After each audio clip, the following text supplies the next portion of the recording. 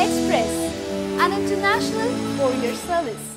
బాలనటుడిగా పలు చిత్రాల్లో నటించిన మంచు మనోజ్ దొంగ దొంగది సినిమాతో హీరోగా తెరంగేట్రం చేశారు. ఆ తర్వాత బిందాస్, వేదం, ఝుమ్మందినాదం, శౌర్య తదితర చిత్రాల్లో నటించాడు. రొటీన్ చిత్రాలకు భిన్నంగా విభిన్న కథా చిత్రాల్లో నటించడానికి ఆసక్తి చూపించే మంచు మనోజ్ తాజాగా ఒక్కడు మిగిలాడు చిత్రంలో నటిస్తున్నాడు. ఈ చిత్రంలో మనోజ్ ద్విపాత్రాభినయం చేస్తున్నాడు.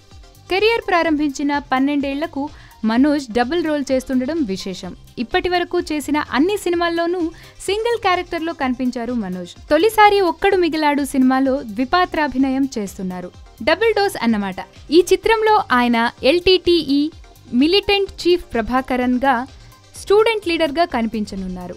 అజయ్ ఆండ్రూస్ నూతక్కి దర్శకత్వంలో పద్మజ ఫిల్మ్స్ పతాకంపై SN రెడ్డి, లక్ష్మీకాంత్ సంయుక్తంగా ఈ చిత్రాన్ని నిర్మిస్తున్నారు. ఈ చిత్రంలో మనోజ్ సరసన అనీషా ఆంబ్రోస్ కథానాయికగా నటిస్తుంది. మే 20న మనోజ్ పుట్టినరోజు సందర్భంగా ఈ చిత్రంలో ఆయన పోషిస్తున్న స్టూడెంట్ క్యారెక్టర్ లుక్ను రిలీజ్ చేశారు. మిలిటెంట్ లీడర్ పాత్రం కోసం భారీగా బరువు పెరిగిన మనోజ్ స్టూడెంట్ లుక్ కోసం దాదాపు 15 కేజీలు తగ్గారట. కేవలం నెలల వ్యవధిలోనే 15 కేజీల బరువు తగ్గటం మామూలు విషయం కాదు.